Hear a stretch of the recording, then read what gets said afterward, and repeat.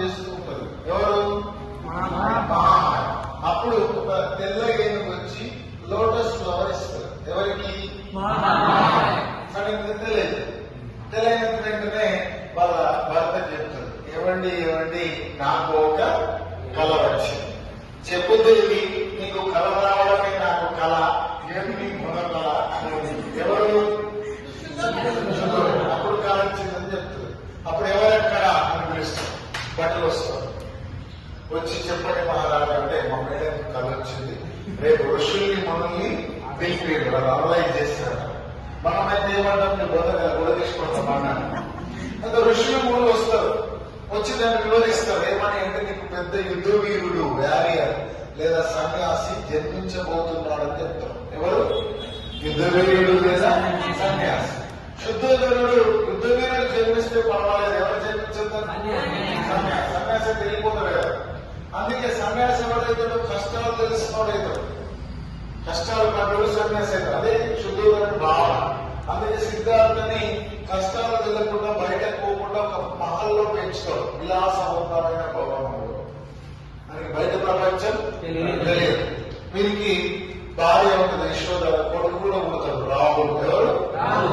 ఇంకొక అసిస్టెంట్ కూడా ఉంటాడు చెన్న. ఎవరు? ఇంకొక హార్స్ కూడా ఉంటుంది కంటక. ఏంటి? సో వీటితో పాటు ఉంటూ ఉంటాడు. ఎప్పుడు భవనంలో ఉంటాడు. అతను యుద్ధం చలికత్తెలతో ఆనందంగా ఉంటాడు. ఎవరు? సిద్ధార్థ. ఒకసారి బాల్కనీలో నిలబడి ఉన్నప్పుడు ఒక వృద్ధుడు జ్వరం వచ్చిన వాడు వెళ్తూ ఉంటాడు. వాళ్ళని చూసి వీడు ఆశ్చర్యపోతాడు. ఆశ్చర్యపోయి చిన్న come here, what is happening there అంటాడు. ఏం లేదు మహారాజా, నాకు జ్వరం వచ్చిందని చెప్తాడు. ఎవరు? చిన్న. మళ్ళా సెకండ్ ఒక లెప్రసీ పేషెంట్ పోతా ఉంటాడు, కుష్టు వ్యాధికి వస్తుంది. వాళ్ళని చూసి మళ్ళీ చిన్న come here, what is happening there అంటే, మనకి కుష్టు వ్యాధి వచ్చింది మహారాజా అని చెప్తాడు. ఎవరు? మనిషి ఇబ్బంది పడతాడు అని ఇప్పుడు అర్థమవుతుంది. ఎవరికి?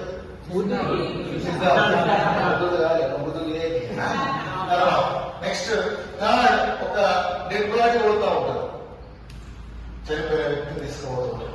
రామ్నామ్ తీసుకుపోతుంటే వీడేమంటాడు, మళ్ళా సేమ్ ఏమైతుంది చెప్పుకోండి. ఏం లేదు మహారాజు అక్కడ చచ్చిపోయాడు అని బొమ్మ పెట్టారు, లేకపోతే కాలం పెట్టారు చెప్పారు. నేను కూడా చనిపోతున్నా అంటే మీరు కూడా చనిపోతారు. నా అందమైన దేహాన్ని కాలం పెడతారంటే అవునాడు. అంటే మనిషికి కష్టాలు వస్తే అర్థమైంది. ఎవరికి? లాస్ట్ కో సన్యాసి పోతా ఉంటాడు. వీళ్ళు చూసి మళ్ళా చైనా come here, what is happening there అంటాడు. ఏం లేదు మహారాజా, వాడు హిమాలయాలకు వెళ్తాడు, తపస్సు చేస్తాడు శాంతి కోసం, బాగుంటుంది ఏదో మంచిగా ఉందని చెప్పేసి 29 years of ఏజ్ లో హార్స్ ఉన్నది కంటెంట్ దాని మీద ఎక్కి ఇంటి నుంచి ఎస్కేప్ అవుతారు. దీన్ని ఏమంటారంటే మహాభినిష్క్రమణం. ఏమంటారు? ఇదంతా ఎత్తుగా మన వీటిలో ఉందా?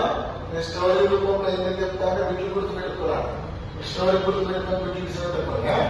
సో ఏజ్ లో వెళ్తున్నా దేని మీద ఎవరు? ఆ సన్నివేశాన్ని ఏమన్నారు? మహాభినిష్క్రమణం. ఇద్దరు వేద పండితుల్ని కలుస్తాడు. అలార కలామ ఉద్రక. ఏం పేరు? అలార కలామ ఉద్రక, రుద్రక ఏదైనా ఒక. వీళ్ళని అడుగుతాడు, మనిషి కష్టాలు రావాలంటే ఏం చేయలేదు. పంచభూతాలని ఆధీనం చేసుకో, ఆహారం తీసుకో, గాలిని ఆహారం తీసుకో, ఇవన్నీ చెప్తారు. అర్థం కాదు. ఆహారం తీసుకోకుండా ఉంటాడు. ఆహారం తీసుకోకుంటే ఏమవుతుంది? ఆరోగ్యం ఖరాబ్. అప్పుడు సుజాత అనే ఒక మహిళ ఫుడ్ ఇచ్చి కాపాడుతుంది. ఎవరిని? అర్థమైంది. ఇప్పుడు ఏం చేస్తారంటే, ఒక నిరంజన్ అనే నదిలో స్నానం చేస్తారు నేపాల్లో. పీపుల్ ట్రీ, రాళ్ళ చెట్టు కింద తపస్సు చేస్తారు.